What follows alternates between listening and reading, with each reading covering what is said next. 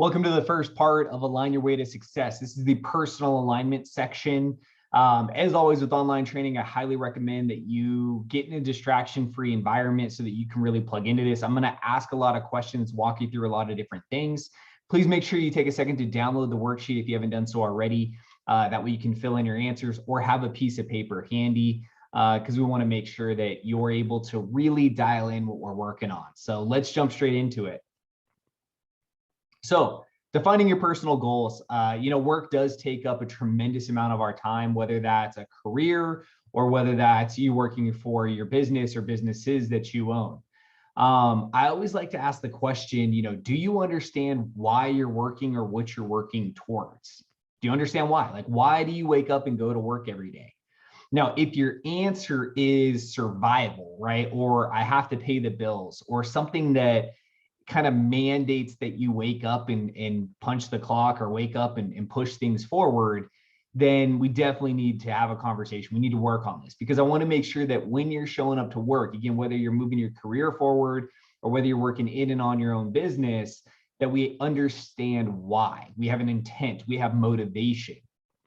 If you feel like you have clarity in why you're working, then this is perfect because what we're going to do is we're going to revisit that. We're going to guide you through some different questions and things you should explore that will help you hone in on what that looks like for you. I recommend going through this process a couple times a year. I think there's a ton of value in it. So I think that, if you feel like you're comfortable, you're probably still in the right place. If you feel like you're not comfortable, you're probably still in the right place. So either way, I think you're going to get a lot of value out of this on the personal side. And then kind of the last thing is if you ever catch yourself in a moment of like, I lack motivation, like I'm just going through the motions, this process should help you as well. So clarity is key. As we work through this and I ask you a bunch of questions, the more granular you can get, the more detailed, the more specific, the better it's gonna be.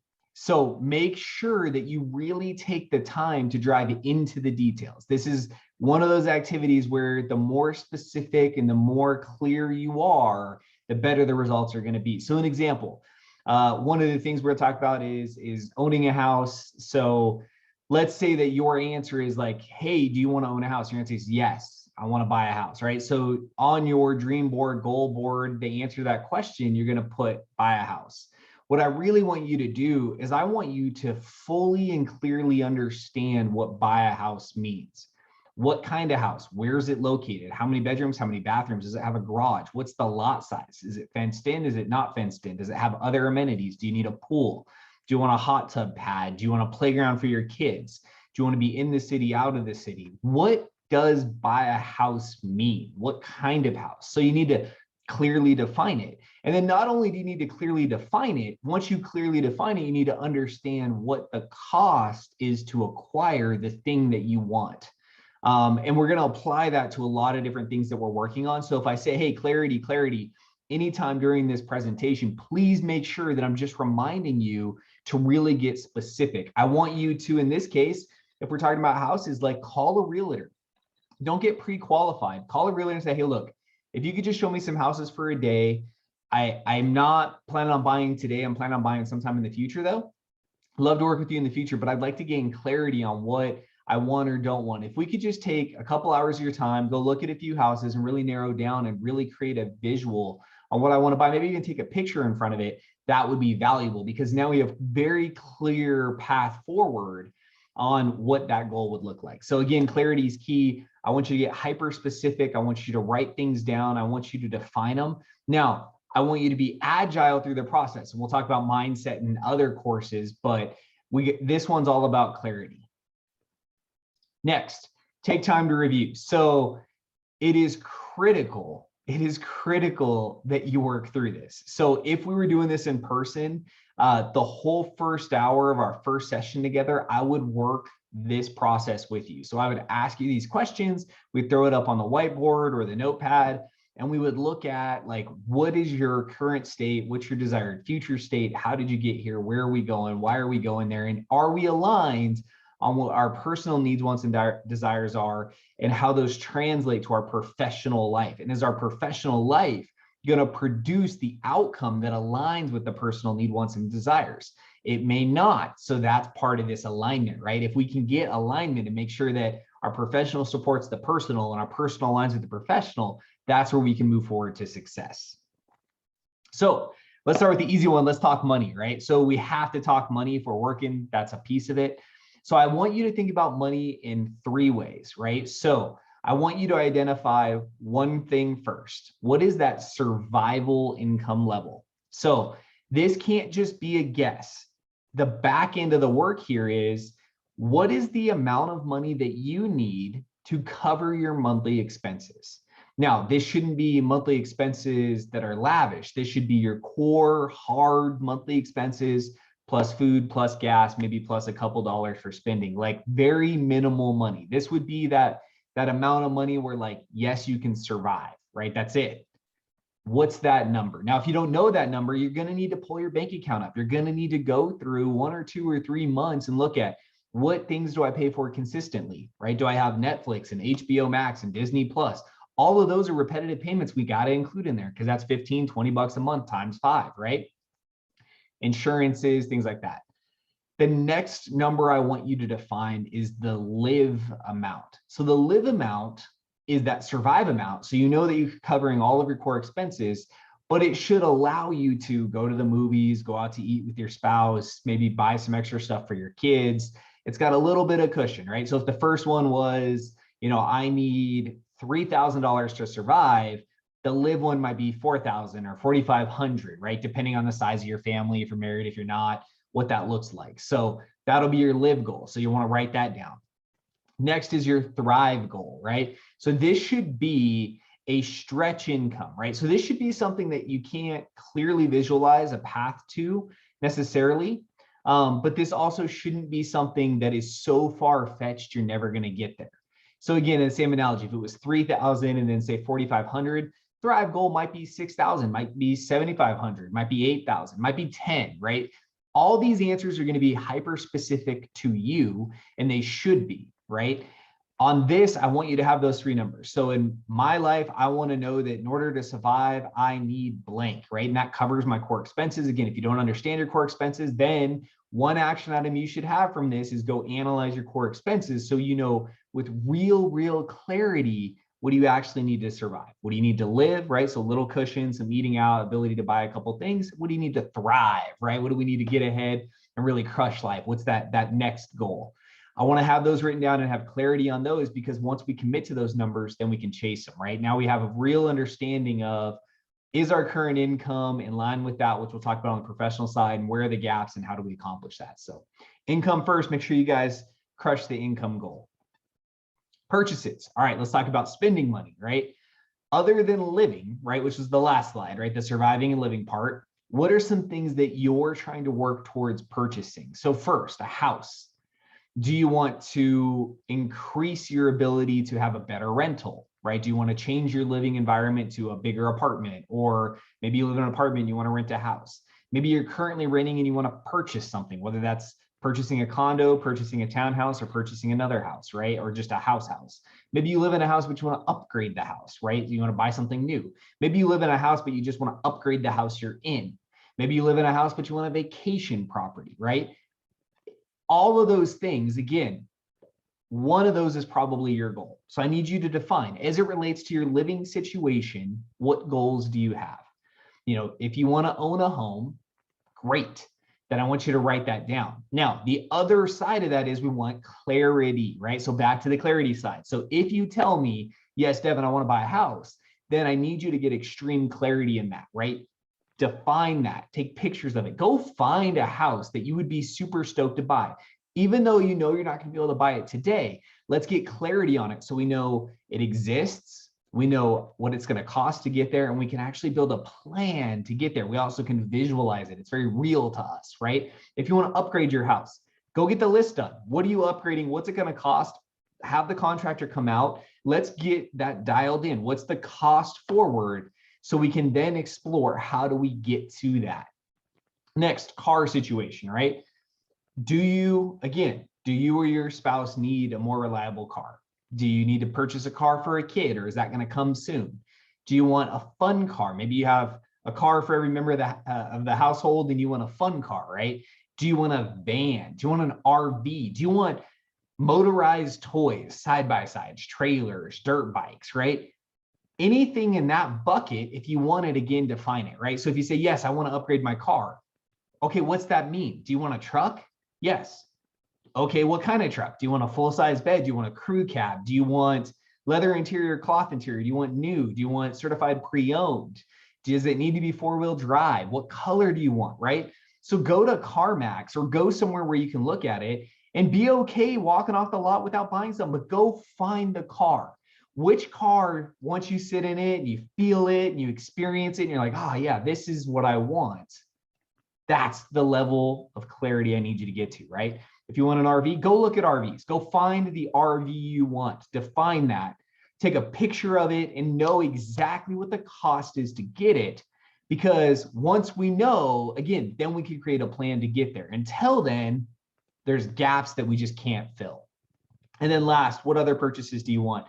Do you have a passion for shoes? Do you have a passion for watches, clothes, purses? Do you want to buy stuff for your kids? Do you want to buy stuff for your house? Do you want a new couch? Do you want patio set for outside? Do you want a fire pit? Like whatever else is on your purchase list, and really take a second to stop and think about, look, if I had money and I was out of this survival mindset and I really just focus on like, if I could spend money, what are some things I would want to buy? Right? What are things maybe I'm limiting right now? What are some things maybe I've pushed off or I've forgot to dream about? What's that list? And get clarity with it, right? If you're a shoe person, great. Then let's define that. Do you want to buy a new pair of shoes once a quarter? Do you want a new pair of shoes once a month? Do you want to be able to buy some new shoes every year? Do you want a new custom fitted suit or dress? Do you want, like, what do you want? And I don't care how long the list is. I just want clarity. So if you put on there, I want to buy a new sectional for my living room, or I want to buy a new couch for my living room. Great. What couch, from where, what's it cost? Go find it. What fabric, what color, what's it look like? What's it feel like? Go sit on couches, right? I need you to get real clarity with these things. The act of doing this, one, will help you dream. It'll help you expand what you think is or isn't possible, right? It also helps you understand that it's real, it's there, and there is a path forward. The only thing between you and it might just be some cash, right? Once we have clarity, again, we then can train ourselves to attack it, right? We can create the systems and processes and things needed to increase our income, revenue, or careers to get these goals, right? But without clarity, we can't get them. So again, clarity, all the things that you guys want to purchase. Next, vacation and time off. Vacation and time off. How important is time off and vacation to you, right? So there's a lot of ways to look at this. So just answer these questions, jot some notes. Again, the more clear you get, the better it's going to be for you. One, how many days off a year do you want to travel? Is traveling important to you? If the answer is yes, how many days a year do you want to travel? Do you want to travel at least a 3-day weekend every month? And then, so that means you're going to have at least 12 vacation days. And then maybe you want to do 2 big trips a year, at least maybe say a whole week. So that's 5 more vacation days. Like, define your ideal travel schedule, right? Again, traveling 365 and making money, probably not reality, right? It might be if that's your business, but I want this to be real, but it's probably a stretch from where you are today. If you're an entrepreneur, when's the last time you gave yourself permission to take vacation, right? That's, again, a mindset thing we'll talk about in a whole nother course, but I want you to have clarity on it. In an ideal world with income and time, what would your vacation schedule look like that's realistic, right? How many trips is that? Again, what's the frequency? How long are they? Where are you going to go?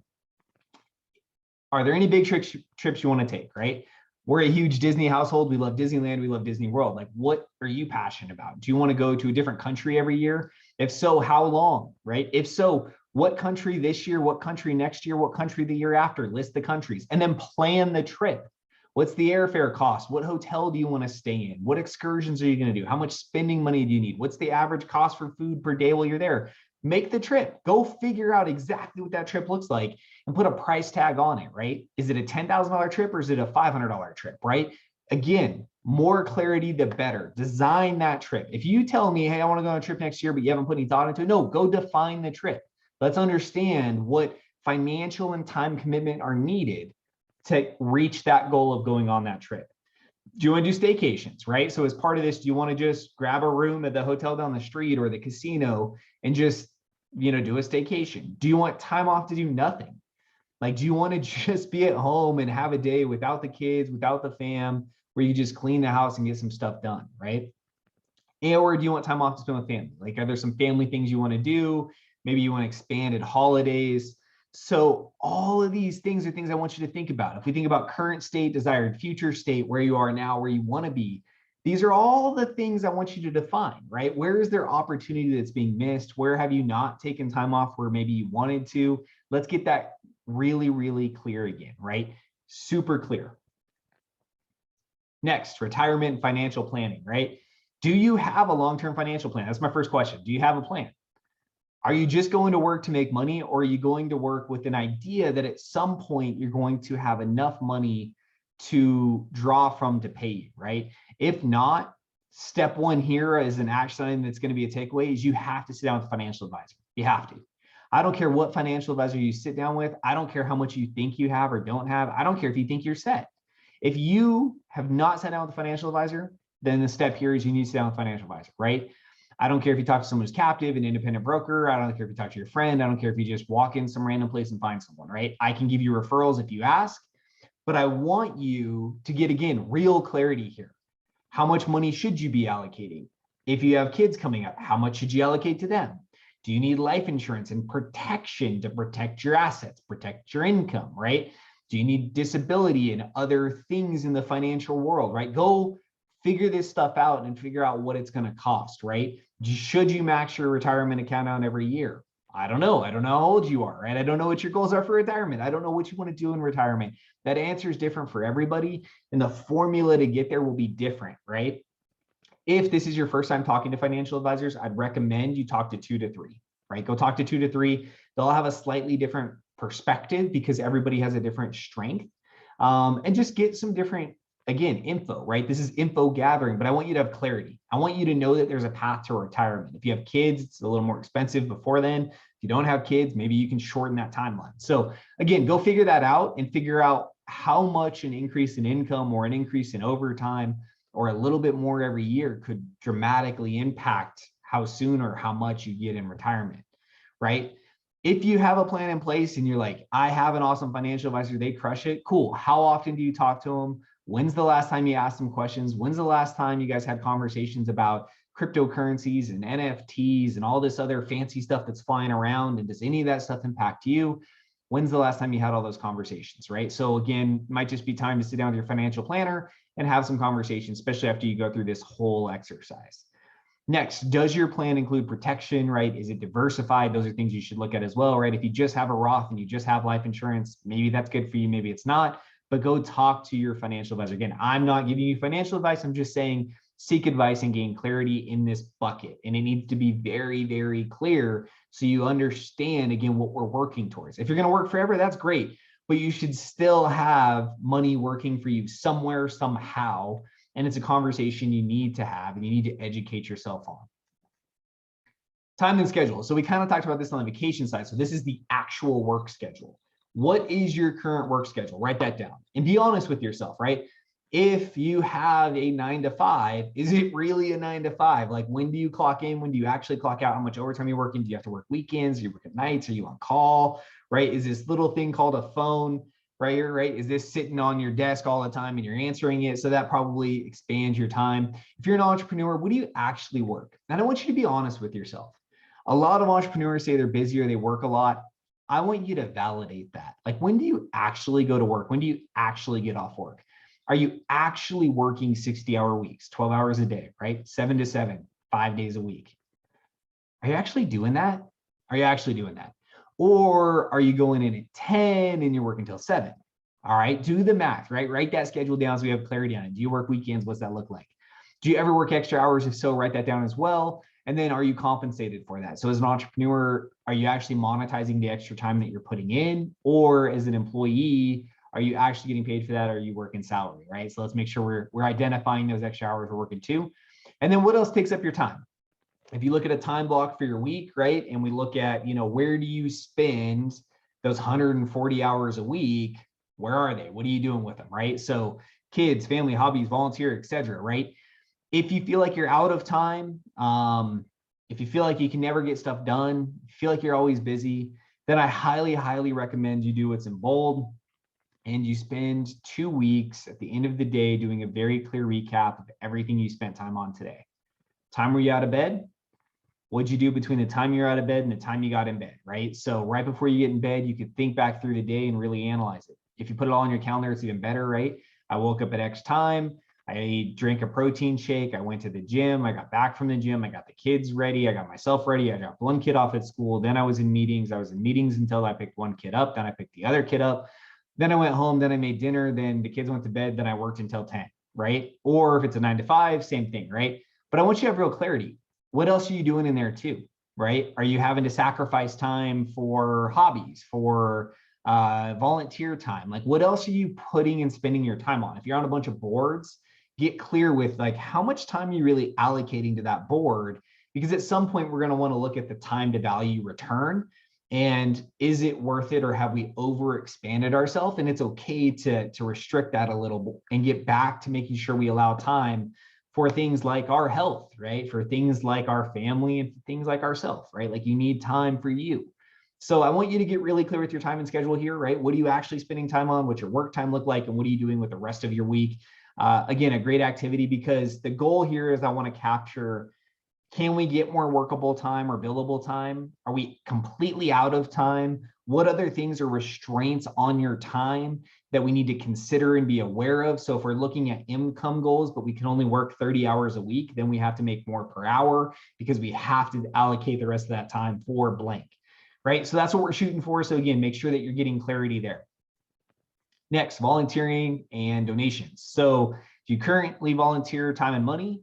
If so, where and how often, right? So write that down. Think back through the last year. Where have you donated time and money? Did you do the tuna drive that someone just had? Did you help? Did you attend some galas? Did you write checks? Did you get golf teams? Did you support someone's kid? Like, what did you do? Are you big with big brothers, big sisters? And if you didn't do anything, if you tell me, look, Devin, I just don't have time to volunteer and I don't have the money to give back, then where could you start giving back? Is that your church? Is that a volunteer group you could join? Is there a charity or something that you're passionate about? So I love supporting families and children with special needs. I love supporting youth entrepreneurship. I love supporting anything entrepreneurial driven. Those are things that I'm passionate about. Anything that elevates someone's life status and gives them an opportunity to grow, that's phenomenal. So those are things I want to spend time on. What do you want to spend time on? If your answer to this is like, again, I don't have time, I don't have money, I'm not doing it, then my challenge is I need you to take a moment and find something you are passionate about that you could put time or money into, because part of our success strategy has to be giving back of our time or talent or our money, right? So we want to make sure that we're positively impacting the environment that we're living in, right? So that's our community, that's our household, that's our neighborhood. So let's make sure that a piece of what we're doing with our life is impacting there. And again, if you're not doing anything or you feel like you can't, then let's go ahead and just take time, assuming you had time or maybe some money, where would you want to show support? Let's make sure that's written down, because somewhere in our goal planning, we want to make sure that we're able to hit that a little bit, and maybe expand that as the years progress. Next, hobbies and passions, right? So this is one of those things, again, like, have we just gotten disconnected with this? So first, do you have a hobby? Do you have a hobby? Do you have something that you think is a hobby or something that you spend extra time on, right? If yes, what are your hobbies? How often do you play them or do them or be involved with them? You know, hobbies could be watching movies. If you're having dialogue and conversations around it, could be reading groups, right? Could be golf, could be bowling, could be a sport, could be a club, could be an activity, could be art, could be something. Do you have a hobby, something that's not related to your work that you actively spend time on, right? If no, why not? Why not? Right? We have to control our lives, right? So we have to, in this moment, take a second to realize, like, if all you're doing is working and taking care of the household or your family or your kids, there's something missing, right? You have to be doing something for you. So what's a hobby or something that you could be interested in? What's something that you could put your mind and energy into that's different, right? So think about it, like really think about it. One way to do this is to look at your friend circle, right? That 5 people, 3 people, or maybe you have a bigger friend circle, 10, 12 people that you know and talk to. What do they do? Like, what do they spend their time on? Do they ever mention like, I went hiking, right? I went to the lake. I have a boat, right? I was golfing. I was at the driving range. Like I went bowling. I'm in a bowling league. What are they spending time on that's an outlet for them? And let's make sure that we try to define something for you that could be a hobby that you pursue in the future, because we have to make time for ourselves somewhere in this whole journey. Another way to look at that is like, what are you passionate about? What activities do you get energy from? So in mine, like I always mention business, right? Like I do business for a living, right? Obviously, I like to give back through consulting, empowerment, training, whatever I can do, public speaking. One of my passions is empowering people, right? So one of the ways that I give back or that I take time is like I volunteer or give some of my time to work with certain individuals or certain situations to have a positive impact, right? Speaking at schools or universities, right? Those aren't monetarily beneficial in the moment, but there's great impact there. So that's still passionate to me. And as long as I fit in some of that passion with what I'm doing, which luckily in my case, my passion and what I do align. But what are the other things you're passionate about where you get energy from so that when you're done with it, you feel fired up, right? So hobbies and passion. And then this is the question I always like to end with, right? If you had unlimited time and unlimited money, right? So no constraints on your current mental state, nothing constraining you. What would you do and why, right? And I probably want your second or third answer, right? Everybody likes to just jab an answer, like I would just watch football all day. All right, really? Like how long are you gonna do whatever that impulsive first sarcastic answer was? No, what's the real thing, right? If you had unlimited time and unlimited money, what would you do? Would you start another business? Would you do something that you wish you'd always done? Would you travel the world and impact people? Would you go on mission trips? Would you start a school? Would you start a charity? What would you do? What would that look like, right? Is there something inside of you that's been caged up that maybe we should just go ahead and let free, right? In a recent session with a client, I love this, right? We get through this whole section and we're talking through all their stuff and we're like defining their current state and really digging into these questions. And we get to this, I said, hey, what are you passionate about? Like what, again, same question. If you had all the time and all the money, what would you do? And I've known this person for a while, right? And they said martial arts, anything in martial arts. I took a second, I paused. I was like, I've never heard you talk about it. Yeah, but I can't make money at it. Well, it doesn't matter. That's not what we're talking about today. If you could do anything, what would it be and why, right? What's that look like? I want you to pull that dream, that thing that's deep down inside you that maybe you've suppressed, and I want you to get real with it. And if you can't answer this question, you have to spend time on it, right? Spend time on it. Maybe even ask people who know you, like, hey man, like, what am I passionate about? Like sometimes you have to get that outside perspective here. But I think you know that there's that thing that you love researching, you love watching videos on, you love being involved with, you love doing. There's that dream, that thing that's deep inside of you that you're kind of, again, suppressing that we need to go out and get, right? So answer this question, right? Unlimited time and unlimited money, what would you do and why? So don't forget, all these above questions should help you with the why, right? With the why. Oops, let me go back, sorry. So if you have a partner, then you need to have this conversation with them, right? So at this point, you should have some real clarity on your personal side. Like, where's your current state? So current state's where we're living today. Where's that future state, which maybe there's some things that popped up that you have some clarity in, things you want to buy, things you want to do, things that might just not settle well with you as you work through that activity. Now, I want you to understand that if you've gone through this process, it is critical that your partner, and I say partner in a loose term, goes through this process as well and understands the journey you just went on, right? So if you're in a relationship, that would be your relational partner, right? The person that shares your bed. You need to have this conversation with them, right? They need to understand what you just went through, and it's probably worth having them go through this exercise separately and then having you two come together and have a conversation about this. And look for opportunities where you might be misaligned personally with where you are today and where you would rather be. And you need to make sure that you understand some of their goals, because maybe there's some things that they discovered through this process that when shared with you could actually create some motivation for you, right? Maybe there's some things that they're not doing because they feel limited, right? Or time constraints, right? Those are all the things we want to identify. And then we want to have a wholesome, great, non-confrontational conversation about this to really look at that next level of alignment, right? So are you personally aligned with your current state, desired future state? Do you have real clarity there? Maybe, maybe not. And do you and your partner, are you on the same page? And do you understand what they're trying to achieve and where they're trying to go? If you're in business with somebody, I would do the same activity, right? And it can't just be business, right? This is why even my business clients, if we're meeting to talk business, we start here. And we start here because if I don't understand why you're personally motivated to be in business, then I can't help you. I can't help you, because I've been in these meetings and I've had people say, like, I just want to make 500 more bucks a month, and they go through their goals, and like, that is so good for them in the moment. And I've sat with some people who are like, look, I want to own a dozen businesses and 100 pieces of real estate, and I want to conquer the world. Well, then understanding that personal motivation and personal goals will really help us create a business or career plan that aligns to make sure we're supporting that true personal desire and passion, right? Team members as well. So if you are in charge of running a team, right? Or maybe you're a sponsor, or you have agents that work for you, sales reps, right? You should go through this activity with your team, or let me know if you have a lot of team members and I'll get them a coupon codes and we'll go save them a couple of bucks and they could go through this process, because I want you to understand their why as much as they understand their why, right? First, they probably don't understand their why. So let's help them understand their why.